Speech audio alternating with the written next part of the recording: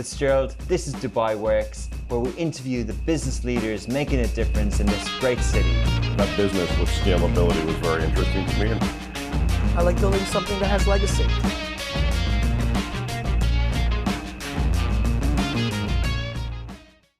Good morning and welcome to another episode of Dubai Works Business Podcast. This week I have a very exciting guest.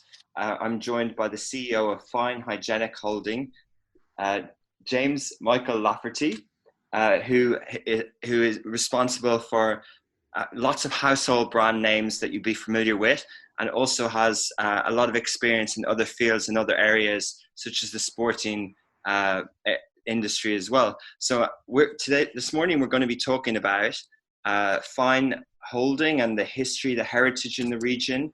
We're also going to be talking about running a hygienic company during a global pandemic, and also FMCG in the era of digital transformation. So good morning, James. Good morning. Thank you for having me. And very nice to speak to you. You're working from home, I take it? I am working from home about 90% of the time, yes. Oh, very good. And what does the other percent of the time entail? To offices or factories or? Well, our factories are obviously still running, but to minimize the amount of interaction and maintain good social distancing, we're still working from home for people in roles that can work from home, like the office environment. Okay. For those who aren't as familiar with Fine Hygienic Holding and the heritage and the history of the company, can you give a bit of an overview of the story of the company and also the remit that you have here? Sure. Yes, very quickly. I think many people look at stories like Bill Gates and Steve Jobs starting up Apple and Microsoft in garages, and it's quite an inspirational story. But I have to say, I don't think I've ever seen an inspirational story that matches up to Fine. We were founded 63 years ago by our founder, Elliot Nukel, who is still active and still involved. He was a Palestinian refugee with about $3 to his name. And he moved to Jordan during the partitioning and during that period in the late 40s, and basically started up Fine by importing some paper products. And then he was always committed to quality, and he was always committed to doing the right thing and ethics. And people began to trust whatever he put his name on.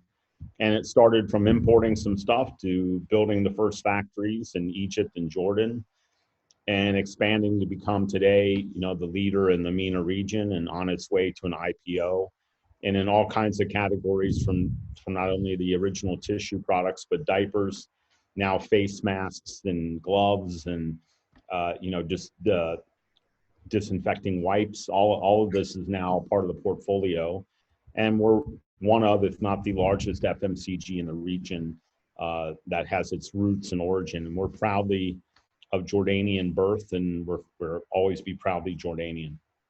Amazing backstory. In a previous role, I actually visited the Nukel headquarters in Amman. So I'm familiar with the story, but I think for many people, they know of the Fine brand, and they'll, rare or all too infrequent do we see brands from this region compete with the global behemoths in the FMCG sector. What do you think of the story that you told?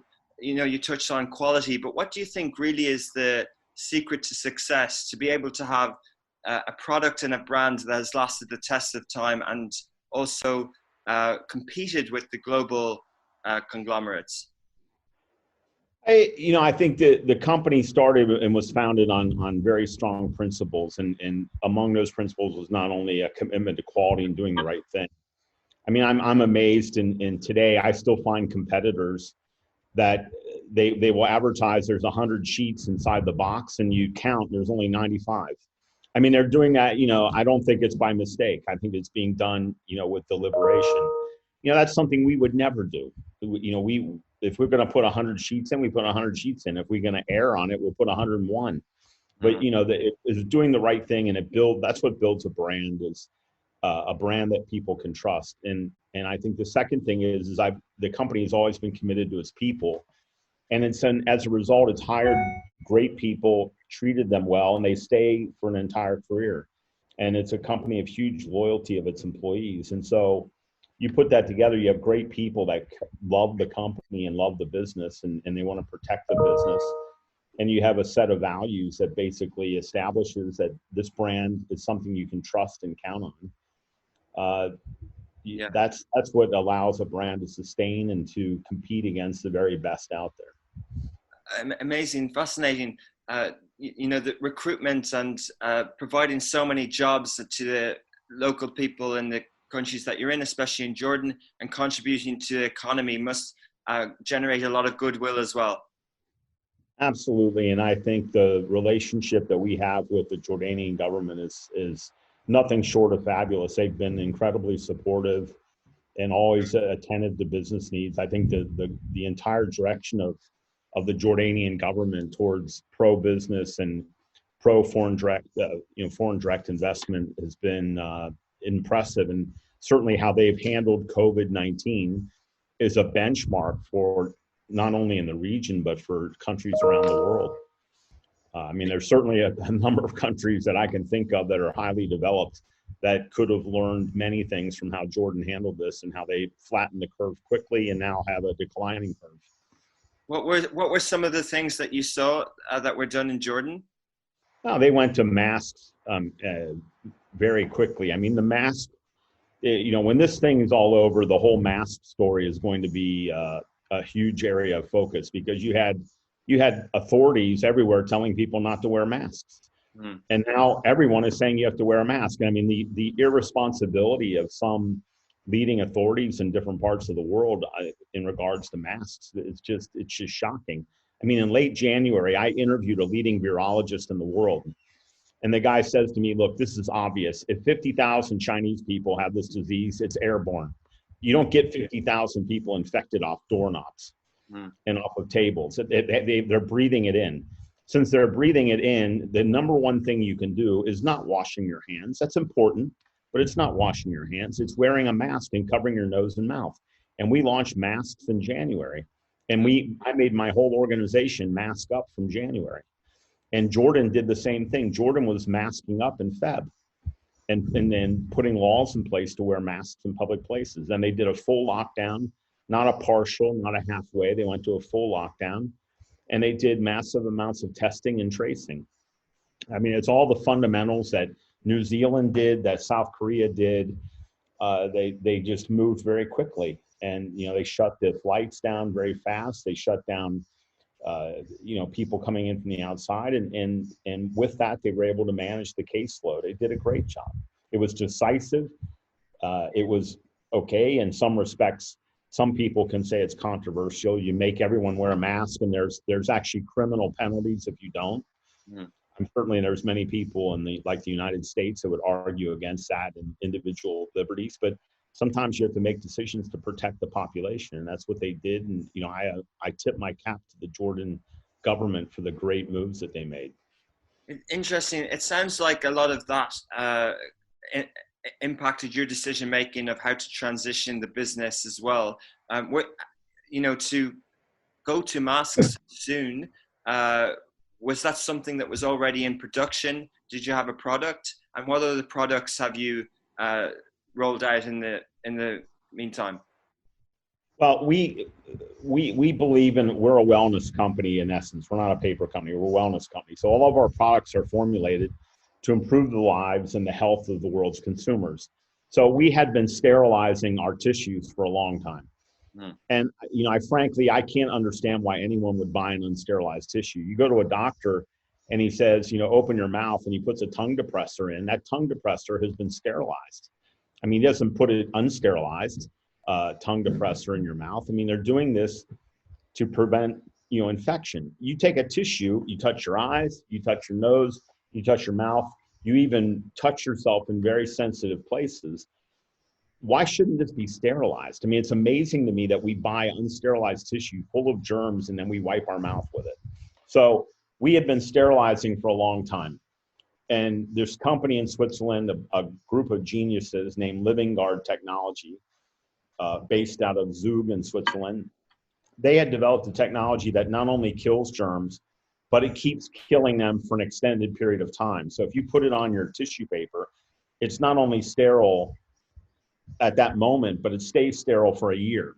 And so even if you're sick and you sneeze into this tissue, the germs get killed inside the tissue, and then you don't infect anyone else in your house. So we were messing around with trying to make this work for 2 years, long before COVID was even in the public mind. We had been trying to make it work on paper. We knew it worked on fabrics easier, and the technology was better for fabric than for paper. We were doing experiments, and we were working on masks and other items like hospital scrubs and gloves. And then COVID came, and the deciding thing was the interview I had with the leading virologist in the world, who told me, Jim, let me be honest with you, everybody should mask up. And this was in January. And with that, we said, we're going to go with masks. And when I came out with masks, everybody laughed at me. Even my own salespeople didn't want them, said, I don't think I can sell more than 1,000 masks. And today we sell 500,000 a month of reusable masks. And it started with, there was only 1,000 in demand. And why? We followed the science and we followed good common sense. If it's very clear that COVID-19 loves the human respiratory tract, it has an attraction rate to the human respiratory tract that's 10 times of SARS, the original. It was, this virus is designed to come and infect the upper respiratory system of a human being. If that's the case, and it's basically contracted through inhaling drops of virus, a mask is absolutely critical to protecting people, and it's not debatable. Now, someone can hide behind the scientific method and say, I haven't seen the data yet. I find that to be, a cowardly approach to, using our brains. It's very obvious how we catch this, and it's very obvious that a mask can help. And I think everyone's come around from the Centers for Disease Control, now the WHO, basically authorities all over the world now say we need to mask up. And you can see the correlation of countries that have implemented mask regulations versus those that have not. It's very straightforward. Why, talking about product and market fit, why do you think that is? You can produce the masks, the science backed them up that it works, but somehow, I personally had never worn a mask in my life. The behavior wasn't in the Western world, even in this region much, in parts of Asia. But is there an education process that's needed? Is there a marketing process? And do you think that's happened now?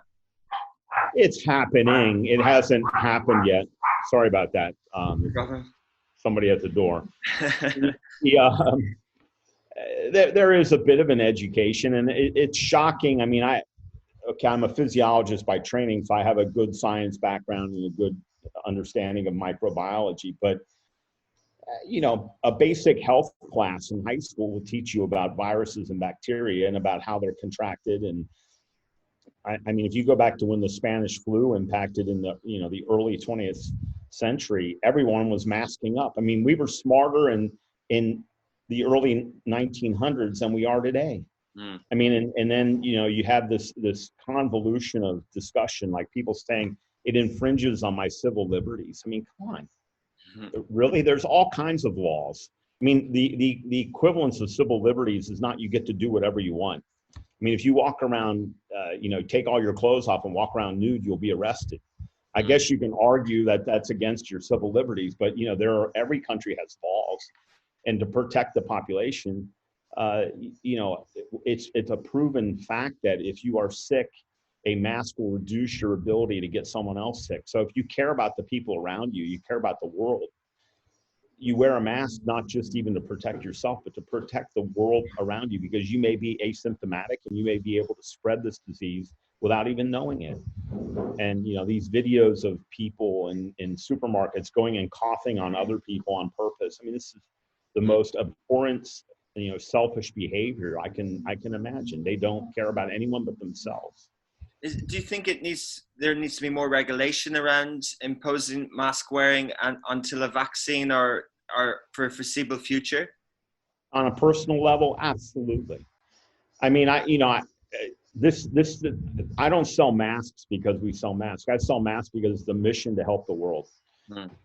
Every person that wears our mask with an antiviral technology, it's potentially saving a human life. And, it's appalling to see how people talk about herd immunity. And it's like, well, let the old people die. Let's send the kids back to school. Only 2% will die. I mean, how can we have these discussions? This is someone's family. This is someone's child. This is someone's mother or father. All life is precious. I mean, I'm pushing 60 years old. I'm now on the high risk. I mean, it's also emotional for me to have these discussions because people say like, well, let the old people die. Let's call the herd. That's nice to say until you're in the group that it's supposed to be called. So I think there should be. This is about protecting the people. I applaud what the UAE government has done to make it a law. I applaud what the Jordanian government has done to make it a law. Yeah, there's nothing wrong with passing laws.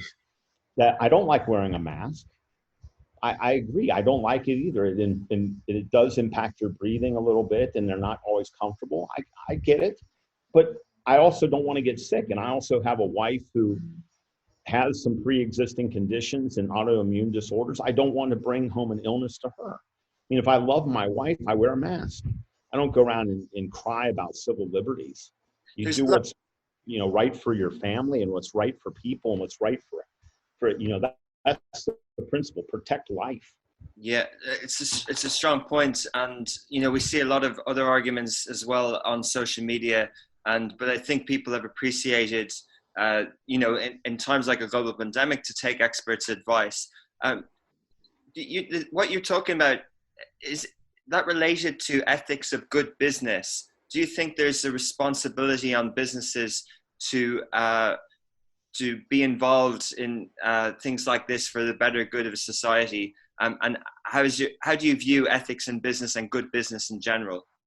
I think that you can't even separate ethics and good business. They are totally intertwined. And I think business has a huge responsibility. I mean, I've had so many, we're a paper company and are basic. Do you know how many people have come to me to say, let's get into the disposable mask business and let's make money on disposable masks? I can't even count the number.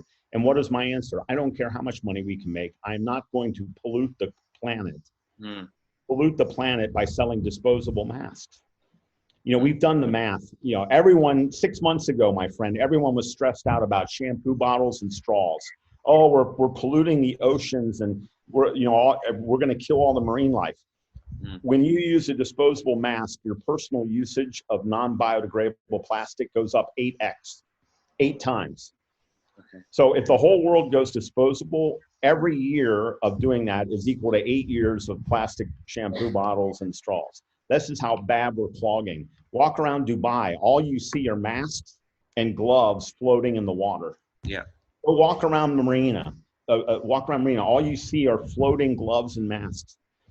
We have a responsibility, and all these companies that have gone and jumped into selling disposable to make money or equipping their employees with disposable, don't ever let me see you go out and say you care about the environment, because you don't. It's easy to do a reusable mask that lasts a year. It's simple to do. And, I can't believe some of these companies who have stood on their soapbox and talked about marine life, and now they're giving only disposable masks to their employees. I mean, it's so irresponsible. I can't believe it. We have a responsibility to give back. We've already given $2 million away to people less fortunate. Now you say, well, that's not, I've heard bigger numbers. Fine. But for a company our size to give $2 million is the equivalent of Apple Computer giving $500 million. Yeah. I mean, that's the size of the prize. So we have to be responsible and morally ethical and do the right thing. And I don't think it's anything other than good business to do that. Interesting. I think decision making like that during times like this can be good leadership, but also it is reasons why companies last a long time. But just a question on 2 technical things on production. You mentioned the technology from Switzerland, but also sterilizing the tissues. How does that work in terms of a factory production line? Is there an extra stage? Why don't other companies do it? And what have you put in place? Well, okay, they're 2 different processes. The masks and the technology in the masks of Living Guard, which is a it basically disrupts the virus or bacteria by rupturing the membrane through using ions. The wall of a bacteria or virus is negatively charged. So if you introduce a positive charge, there's a disruption of the membrane. And so what we do is we have positively charged ions on our mask. Wow. That is being done in the factory that produces the fabric before we ever get it. So we buy treated fabric, we import the fabric into the UAE, we cut it, and we make masks with it. And so that process is being done in a specialized treatment facility in Switzerland. And we have nothing to do with that process itself. We buy the finished fabric. The SteriPro technology, which is sterilizing a tissue, is being done by ultraviolet rays at the production line. Right as it's going into the box, we are killing everything on it as it's being packed. We do have patents on that. And so we are patent protected. And that's, I think the reason other people don't do it is one is intellectual property. And secondly, it costs money to do it. And it costs capital because every production line in my company, and I have dozens of production lines, has an ultraviolet system on the line, and that costs money. To buy that, to install it, to maintain it, costs money. And many people in the paper business are here just to, pack it cheap and sell it cheap. So they're not looking to add costs. What we know about production and manufacturing now might be, in terms of sustainability, might be more advanced than when Nicole or when Fine was founded. If you were building a company from the ground up today, what would you put in place that maybe isn't in place in the factory production process at the moment? I think it's not so much that because we've continually invested. I mean, we invest between $20 and $30 million a year in capital just to upgrade our technology, and so we've kept pace with it. I think the bigger question is I think we have moved to an outsourcing model, for technology and acquiring technology, and I think this open source model is a very successful model, and that's how we found Living Guard. I mean, we didn't invent Living Guard. We found a startup company in Switzerland that was doing it. And I think trying to do all your R&D in-house is a very, very difficult process because, you need scientists in so many different areas, and the staffing complexities are huge. I think it's better to go out, and what we have been doing recently, and we could have been doing it even earlier, is going out on an open source model, finding startups with great ideas and working with them. And, the Living Guard partnership, it went from nothing to selling tens of millions of dollars of product out overnight and helping save people's lives. I mean, it doesn't get any better than that project because it's not only profitable for everyone, but we're helping the world. And, all of these universities that have tested our masks, University of Arizona a couple weeks ago, and now University of Berlin and Aachen University in Germany, the scientists that were interviewed said, I think this technology has a major role to play in combating COVID worldwide. I mean, what a great statement coming from a scientist who has no bias. He doesn't have any shares in our company. He just simply is a scientist studying viruses and says, this technology is pretty impressive. And you know what? This thing, if you spread it around the world, can save lives. That's, that's quite an endorsement. And that didn't come from us. That came from Living Guard. And it came from our willingness to work outside of our company. And I think that's the model going forward. Very interesting. Yeah, I think it's good that companies and governments embrace these technologies. We've also heard of innovations from the UAE and from Abu Dhabi in the medical space during COVID-19 as well, and they've been adapted elsewhere. Is that a strategic approach? Is it related to digital transformation? The argument against open source is that you don't have the IP, it can't be monetized and higher value in the future. Do you think that business nowadays, and to tackle bigger problems like sustainability, needs that sort of partnership approach and not profits at all costs approach? I do. I mean, and I think what differentiates products often, it has nothing to do with technical IP. It might have a trademark IP, but not technical. I mean, if you take our business in paper, I don't really have, other than the sterilization aspect, I have no IP protecting how I make a roll of toilet paper from someone else. Hmm. But what differentiates us is operational effectiveness and efficiency, and how well we make it with consistency, and then how we build a brand and market a brand, and people say, I want that brand.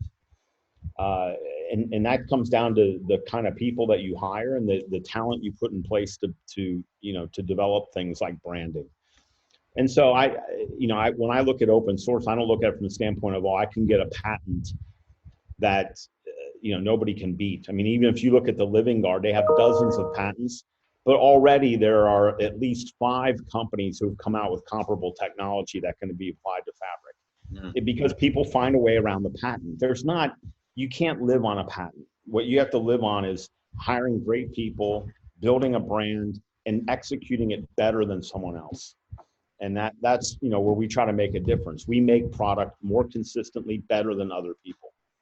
So you touched on marketing as well. How many brands do you have under Fine Hygienic Holding, and what's the decision-making process into creating new brands and new products? Well, we try as best we can to have a mega brand called Fine. And so we have Fine tissues and Fine toilet paper and Fine towels, and our masks are called Fine Guard, and our gloves are called Fine Guard gloves. So that's our mega brand, and we believe in that because there's a synergy that comes in an advertising. When I advertise my tissues, it helps me grow the mask business. When I advertise gloves, it helps me sell more kitchen towels. And that's our main brand. Now we have other brands in the company that are legacy brands, like Smile is in the UAE. It's a lower tier facial tissue product. We have brands like Nalras in Saudi Arabia, which is quite big. It's also a tier 3 facial product. And then we have brands like Lido and Jordan and Egypt, which again are a lower tier. But we are a small, mid-sized company, based in the Middle East and focusing on MENA. It's important that we stay focused on the Fine brand, and that's the brand that we try to drive and have it go across multiple categories. Now, you can't call everything Fine. That you can stretch a brand too far. So when we bought the Nye Beverage Company, which is a healthy beverage company based out of Saudi Arabia, we bought leading shares in that company. It's a great little company. We of course are not going to change the name to Fine Beverages, Fine Tea. I mean, you gotta look at how far you can stretch. I mean, Fine is kind of a textile paper brand. I'm not gonna say you should drink. I mean, I don't think anyone names a product that is a toilet paper also a beverage. Okay. There's a certain scope that you can stretch a brand name. So, we will be pragmatic about that. Okay. I'll always try to use Fine, but if it doesn't fit, we will use another brand name. The tiers that you mentioned, is that in terms of price point for consumer, or are there different categories that you have internally? It's typically pricing and product performance. I mean, a tier 3 tissue product is low priced, and it's not as soft and not as thick as a more premium tissue product. Interesting. And in terms of marketing, how has your investments changed over the years? And then again, to COVID, in terms of mediums and marketing overall? Well, we were like any FMCG historically up until probably 2 or 3 years ago, which was 100% of the spend was above the line. TV, radio, print, outdoor, the standard media vehicles. Starting in 2018, we swung to about 80% digital, and we've been there ever since. And right now, my current media marketing spend is still about 80 to 90% digital. So you went from 0 to 80 overnight, basically? Yep, overnight. Wow. And we played this. We got lucky, and we made the right call, but we got lucky as well. We made a decision in 2018 that we had digital transformation was so important that everybody puts digital transformation under the CIO. And they say, it's part of the IT group. We felt that that's why no one is getting it, is because they're burying it and having it stuck with discussions about ERP and discussions about Oracle and SAP. And, these people have other things to do. fixing people's laptops and, getting people migrated onto a new system and all that stuff. So we decoupled at the time, and we established a digital transformation department with a function head reporting to me. And so had nothing to do with the CIO. The CIO was in charge of the company systems and, cyber security and all that. And digital transformation was in charge of transforming the company digitally, from e-commerce to our marketing online to all kinds of things, the IoT to virtual reality, projects. We had all kinds of different projects going on and tests going on. And we were way ahead on e-commerce. I mean, we were one of the preferred suppliers of Souk Amazon from the beginning. I mean, they have multiple times said, you guys are the best to work with. Nice. You take some of our product categories like diapers, and in the marketplace, we would be like the number 4 diaper, but on Amazon, we would be number 1 because we were ahead of even the big boys on how to work with e-commerce. And so obviously, as this is now accelerated under a COVID environment and people have gotten used to buying online and they actually like it, that part of our business has been booming, absolutely booming. What do you think of, and what's your view on M&A in terms of, what do you think of the direct-to-consumer trend? How does it impact your business? Is there a subscription model for fine tissues? And how do you see that playing out in this region? We're working on a subscription model. We have a small test going, which is basically an IoT project where in your home, there will be sensors that will detect when you're running out of toilet paper, running out of tissue, and then automatically trigger to you to ask a question, do you want to reorder? And have it all auto-ordered and then delivered right to the home. Because the one thing about our products in the tissue category is they're big. They're huge, they're bulky. Now they're not heavy, but they're bulky. It's nice to have tissue delivered to the house. It takes away from all that space that you're using in a car trunk or even in carrying bags of toilet tissue. So we have those tests going now. I mean, we certainly see it to be the future, but sometimes these things take a bit more time. So we're testing it and understanding it and finding the glitches. For example, you have a sensor on the toilet roll that says, do you want to order, yes or no? I mean, we have to ask ourselves questions like, if the child's sitting on the toilet and says, oh, this is fun, and pushes yes 15 times, suddenly there's a truckload of toilet paper delivered to the house, and the mother and father don't know anything about it. And it was because, their 6-year-old was having fun pushing buttons. These are things we have to work through and figure out and make them foolproof. So we're testing. We have some households that are using it now in the Dubai and trying it on a subscription model, and we're finding our way and figuring it out. Interesting. Sounds like they're the questions that you ask at the start of a new revenue stream and a new venture for a business, and you believe that it's worth investing in, and this is the future of the industry. Yeah, I absolutely think it is the future of industry, and the smart companies you're always trying to, I believe foresight is one of the most important skills of a leader, which is seeing around corners and seeing things coming. And, you go back to when Kodak was presented digital technology and they all said, this is stupid, because they didn't like it. They didn't like it because they had factories building, making film. They didn't want to get into digital. They didn't want to shut down these plants. And so you kind of close your mind to it. There was no foresight. You could see easily who wants to deal with delivering film to a film shop and having it developed when you can do digital and review and delete pictures, and you don't have to, I go back to the old days when I would get my pictures back and half the roll was terrible because something went wrong. And, now you just fix it. You just delete right off your phone. Yeah. How could they not, how could a leader not see that? I know they don't like it, but you have to deal sometimes with a difficult reality. I have many people in our organization that don't like the rise of digital e-commerce because they're in the bricks and mortar side of the business, and it's a threat and they don't like it and all that. But my job is to tell them, look, this is the future. We have to get on with it. And foresight, I think, is the most important skill a leader can have. And foresight is what led us to launching masks and becoming a world leader overnight.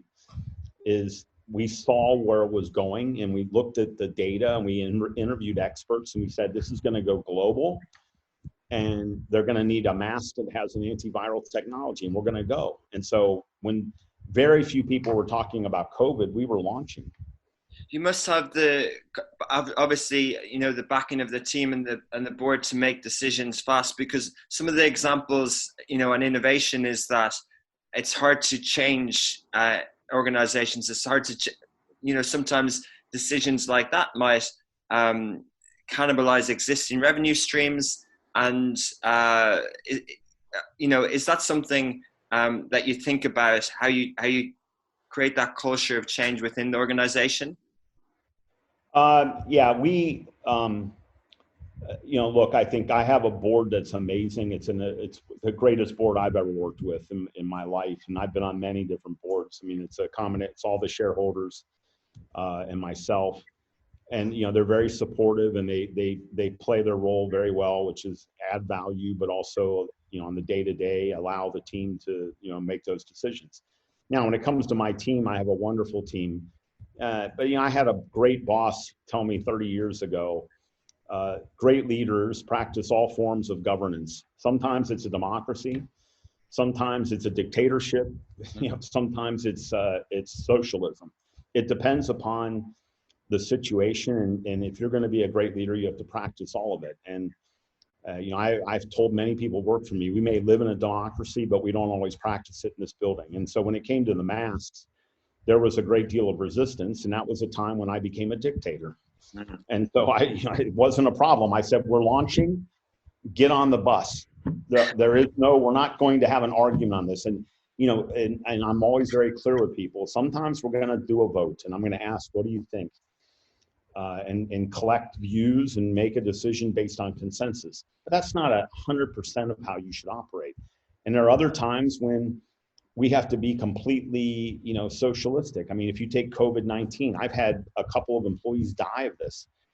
We decided right in the middle of it that we should establish an orphan fund for their children to pay for their educations. Mm. And, and that's a very socialistic thing to do.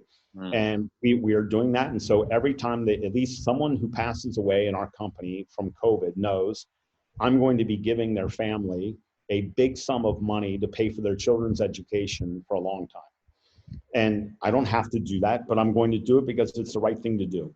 Mm. And sometimes it's an outright dictatorship, and you have people saying no, and you have people with all kinds of different views. And I have to cut through that as the leader and make a decision and tell people, look, sometimes I have to make a call. You don't like it, I'm asking you to get on the program, because this is how it works. It can't always be, I do what you want me to do and you like what I do. Sometimes you don't like what I do, but this is a part of, sometimes you have to be a leader and sometimes you have to be a follower. And good followers understand they got to get on the program. And so on the masks, which had no enthusiasm in January, I basically mandated it. I said, you're launching in a week and I don't want to hear it. Now figure it out. And that was the orders. And it wasn't a vote, and it wasn't a democracy. And I think now the team understands why we did that. So, I don't, managing up and managing down are two very different things. My management up is working with an amazing board of directors that are just outstanding in every respect. And managing down, I have a wonderful team, and they understand the rules. That I want their opinions, and I value that, but sometimes I have to make a decision, and I can't please everybody. Sorry to hear of the losses, but brilliant examples, and thanks for sharing. You mentioned at the start of the interview about an IPO. Is that something that was in the plans for a while? We don't often hear of it from family businesses in the region. Is it something led by you or the board? And how do you go about it? How do you weigh up the merits of listing in the region or elsewhere? Well, it's been in the plans for quite some time. I mean, because in 2015, the family sold a significant stake to private equity, to Standard Chartered private equity. And I think everyone knows in private equity that, they don't buy to stay for a long time. They buy to have an exit. Yeah. Now that exit can have many forms. That exit can be an IPO, an exit can be selling to a strategic, buyer. There's different ways of exiting. But everyone knows in a private equity world, that's the game plan. You buy in, you add value, you drive up the value of the company, and then there's an exit which is profitable for the private equity investor. So when they did that in 2015, the game plan was we want to exit in the next 5 to 7 years, and if we can IPO, and that's the right thing to do, we should IPO. If it's a strategic exit with a strategic buyer, then that can also be a way. And that we've been on that path for the last 5 years. It's just now getting closer because when you look at the basic metrics that you need to IPO, we're getting very close to where we're an attractive IPO. And so now there's also obviously a factor of timing in an IPO. Timing is everything. Is it the right time to do it? Which exchange and all that? So we're evaluating all options, but IPO is, I think, the one that many in our organization would want and we want to do, because there's a pride element of taking a family business from Amman, Jordan, that has gone pan-regional, now has gone global, and that company is out there with the big boys listed on the London Stock Exchange. There's a certain pride. I think many of our people who have spent years in this company and love this company, they say, this is the kind of thing I want to tell my grandchildren about. I want to say I was there when it was small, and I was there when we made it a global player. And I was a part of that journey, and I was very proud of that. One of my kids graduated from this boarding school in Florida, and he had a girlfriend at the time. And when I went to the graduation, I met the girlfriend, and she brought her family. And her mother and father were former engineers at NASA in the 60s and 70s. And, I sat for 3 hours completely spellbound as they told stories about Neil Armstrong walking on the moon, and they were part of it. And it taught me a very valuable lesson about legacy. They were now retired. This is their last child graduating from high school, a late birth, kid and all that. But they were a part of something so special and so world changing that it gives them in their final, in their retirement years, it gave them this joy and a peace. Like we were a part of something that the world was blown away by. And I think deep down in all of us, we all want to say at the end of our lives, at the end when the working years are done, you want to look back and say, I made a difference. I did something, I was part of something special, and I made a difference. And I think whether we know it or not, we all seek and strive to be a part of that. And to go and say for someone from our region, where we don't have hundreds and hundreds of examples of regional companies going global, we don't have hundreds and hundreds of examples of regional companies competing with the big global boys and winning. To say I was a part of the Fine company that's now that brand that you see everywhere in the world, I was a part of that when it was in its early stages. And I was a part of taking it public and making it go global. This is a potential a dream for people. And it gives your life such satisfaction beyond the things we do in our private life and beyond the accomplishments of our children and beyond the kind of people that we are. You've also worked on something meaningful, because we all spend 30 to 40 years doing this stuff 12 hours a day. I mean, it's we spend more time doing this than any other thing in our life. And so I think when you can give people real meaning to their work, that's when you've really got their full commitment and their full belief in what they're doing. Amazing. You make a fascinating point about legacy and inspiration. We don't see enough inspiration brands, companies, people almost hero globally from this region. I think what you talked about, has parallels with sports people in the region like Mohammed Salah, but also the story of His Highness in Dubai, where, the example to do the mission to Mars next year to mark the 50 years is in part to inspire what is a very young demographic in the region, that they can achieve great things. I've been trying to find a segue to talk about your sporting interests, and I noticed on your LinkedIn that you're involved in track, and I don't know, I was going to ask about the mask and wearing a mask playing sport, but in terms of legacy and inspiration, What is your role in the sporting field and the involvement in the Olympics? And it's a shame that the Tokyo Olympics hasn't taken place. But what are we looking forward to next year? Well, yeah, I mean, let's face it. I embrace my past with joy and pride. In essence, my friend, I'm just a track and field coach. Okay. That's all I was. I was a youth track and field coach in the early 80s in the U.S. I found a particular skill, which was I was able to work with disadvantaged youth and kind of convince them, not all of them, I had mistakes made, but I was able to convince disadvantaged youth in the U.S. to not do drugs, to not get arrested, to not engage in crime, but to listen to me and come and run and sweat every day. And you can win some gold medals and we can take you to the Junior Olympics and all that.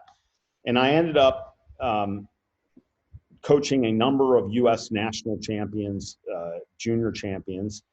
And I was basically then placed as one of the coaches of the U.S. Junior Olympic team back in the mid 80s. And that's what I was doing. That's what I loved. And I was hired by Procter & Gamble as a fitness instructor in their company to teach executives how to lose weight and how to get fit. And through that, I was then recruited into marketing and went through marketing, became a CEO, and my life took a completely different turn. But I never left the world of track and field and wellness and athletics. And so I continued to coach individually on my own. And when I moved overseas, I started working with different national federations who could use some help. So in Nigeria, I coached their marathoners, the women marathoners, up into the 2012 Olympics in London. They didn't have anybody. And I said, I'll do it for free to serve the country. And I worked with their women marathoners and coached them and got them all running personal records and that. And then the same came true in the Philippines. When I went to the Philippines, again, they have a strapped budget. They can't afford to really pay coaches much. And I said, look, I'll coach for free. And, and there was a lot of press at the time because I accepted a salary of $1 a year. And I basically took on their projects. And the first project I took was a 35-year-old long jumper who was pregnant and had put on 20 kilos. And they had basically abandoned her. And I took her in. My wife and I paid for her housing, and we coached her my wife trained her on yoga and flexibility. I trained her on strength and diet. And then, we took her back, and she, lo and behold, qualified for the Rio Olympics with a new Asian record and was the only long jumper in the Olympics, 36 years old at that time, that was a mother, with a baby, with a 18-month-old son by that time. Wow. And I'm very proud of her. She didn't win a medal. She didn't jump great. But you know what? She was one of the 28 women in the world to qualify for the Olympics. And then we took on a pole vaulter who was a great kid, one of the most wonderful young men I've ever met.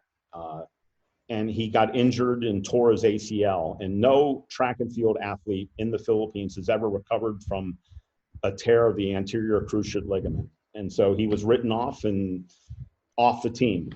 And, I went and met with him, and the kid was devastated, and we told him, you can come back stronger. And so again, my wife and I took it over. We coached him back to health, and he went on to set the Asian record, set the national record, set the Philippine record, set, all kinds of records. He trains in Italy, and he's ranked in the top 10 in the world and qualified for the Olympics. And so, we work with him not on everything. His pole vault coach is a guy, who comes from the Ukraine, who coached Sergei Bubka and Yelena Isinbayeva. I mean, he's the most famous technical coach in the world, and I'm not a good pole vault coach. But on diet, my wife works with him on full diet. On flexibility, my wife runs his full flexibility program. I coach him on basically strength and and biomechanics. Wow. And he's a medal candidate for Tokyo for sure.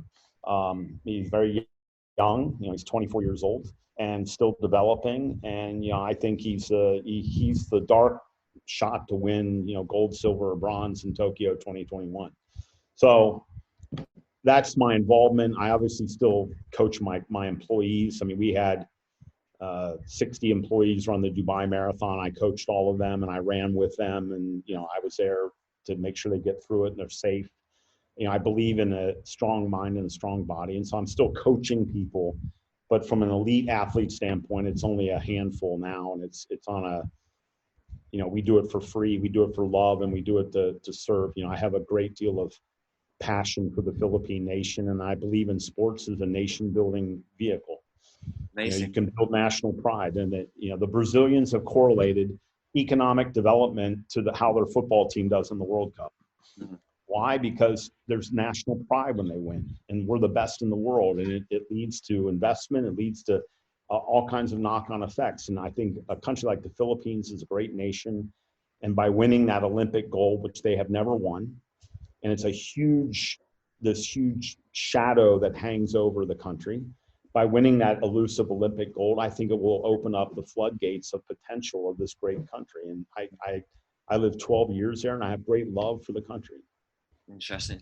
Amazing. I'm really taken in by all that. I try and do as high participation in triathlon as much as I can, and have a coach, and it's a full-time job for him, and he gives me a schedule on Training Peaks. So I commend you on being able to do that and run a multinational company as well. And it's amazing to see it overlap within an organization. I think it's a credit to you and Fine that many people partook in any distance sport. So I'm sure people get a lot more out of it, and another reason why I'm sure they're proud to be part of the company. Yeah.